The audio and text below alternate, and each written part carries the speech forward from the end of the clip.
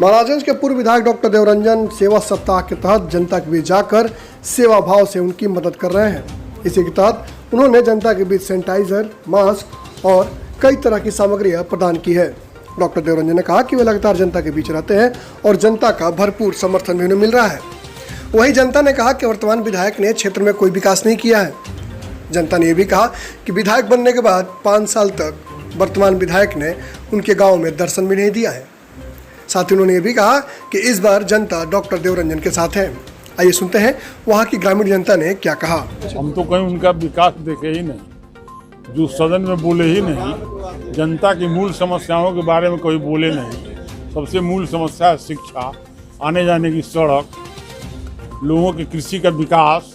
किसी मुद्दे पर स्थानीय विधायक ने कभी अखबार में भी नहीं बोला। चुनाव का समय आया है तो जगह जगह घूम करके सड़क का शिलान्यास कर रहे हैं। इस शिलान्यास हमने बचपन से देखा है, चुनाव के समय में होता है। देवरंजन जी के प्रति क्या ख्याल है? देवरंजन जी एक अच्छे सामाजिक आदमी हैं, संभ्रांत पेशे के हैं, उसको छोड़ करके आम आदमी के बीच में लगे हुए हैं। इनके प्रति हम लोगों की सहानुभूति है। विधायक जी तो यहाँ पर विकास कुछ भी नहीं किए हैं। हमारे गांव में तो दर्शन भी नहीं देते हैं। मैंने आज तक जब से मतलब कि विधायक बने हैं तब से खमहौरी गांव में नहीं इधर प्रवेश किए हैं, है ना। विकास की बात छोड़िए, तो विकास कितना किए हैं तो बिल्कुल नहीं किए हैं। 5 साल बाद चुनाव आ गया, हाँ, फिर गांव में आएंगे अब वो जानते हैं कि आएंगे कि नहीं आएंगे। आएंगे भी नहीं। नहीं, इस समय इलेक्शन के पहले तो हो सकता है इलेक्शन लड़ने के लिए आ करके घूमे। जब इलेक्शन लड़ना है तो मान लीजिए कहीं, लेकिन इस तरह से वो कभी नहीं आए। देवरंजन जी भी अभी आए हैं या पहले? नहीं, बराबर आते हैं, हर समय आते हैं और बराबर सेवा में लगे रहते हैं। एक डॉक्टर होकर इतना इन्होंने किया है।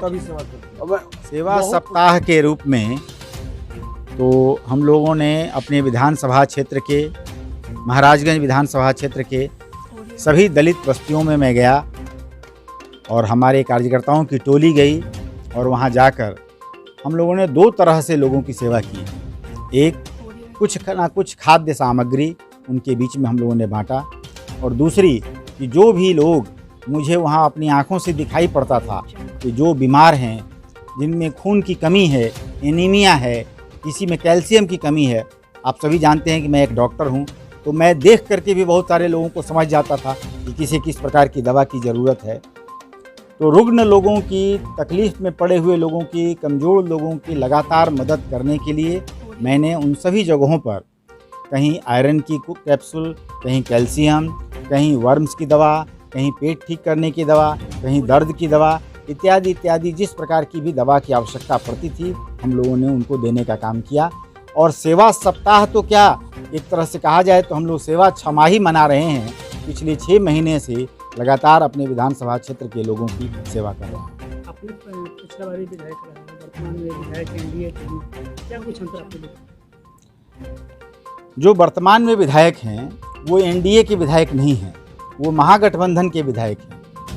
तो महागठबंधन में और एनडीए में जो अंतर है वही अंतर उनके समय में दिखाई पड़ रहा है। वो तो बने विधायक महागठबंधन के, यह संयोग हुआ कि बाद में वो एनडीए में चले आए। उसके दौरान कोई विकास संबंधी काम नहीं हुआ है, जनता से उनका कोई संपर्क नहीं है। लोगों के मन में उनके खिलाफ काफ़ी आक्रोश है, काफ़ी गुस्से में हैं लोग, और इसीलिए वो जब भी किसी गांव में जाते हैं भारी विरोध का सामना करना पड़ता है उनको। आप जाकर किसी भी गांव में पूछ सकते हैं, गरीबों से, महिलाओं से, वो सभी उनके बारे में अपने जो भी विचार है वो आपको बताएंगे। संक्षेप में उनके खिलाफ काफ़ी जन आक्रोश है। फिर आपके एनडीए की सरकार ने विधायक क्या एनडीए विकास नहीं किया? देखिए, विकास की गति इस बात पर निर्भर करती है कि जो विधानसभा का विधायक है वह सरकार के विकास कार्यों को किस तरह अपने क्षेत्र में लागू करवाता है, किस तरह पदाधिकारियों से बात करता है, किस तरह भ्रष्टाचार पर अंकुश रखता है, किस तरह लोगों की ज़रूरत को समझते हुए उसके अनुसार काम करता है। इस पर भी बहुत कुछ निर्भर करता है। अगर सरकार अच्छी हो और विधायक अयोग्य हो तो विकास का काम जरूर बाधित होता है। आपने क्या देखा और क्या किया? मैंने देखा कि विकास संबंधी काम में महाराजगंज काफ़ी पीछे है। मेरी प्राथमिकता होगी कि किसानों को उनकी खेती के नुकसान होने पर उचित मुआवजा मिले, मैंने देखा कि बहुत सारे गरीब लोगों के पास मकान नहीं है, राशन कार्ड नहीं है, उनके पास गैस का चूल्हा नहीं है। तो केंद्र सरकार और राज्य सरकार की जो भी नीतियां हैं, जो भी योजनाएं हैं, उनको ज़मीन पर लागू करवाने का मैं प्रयास करता हूं, करता रहूंगा। युवाओं के लिए शिक्षा और रोजगार की मांग उठाना यही मेरी प्राथमिकता है। ये मान लीजिए 2020 में इंडिया की तरफ से प्रत्याशी है। हाँ, निश्चित रूप से।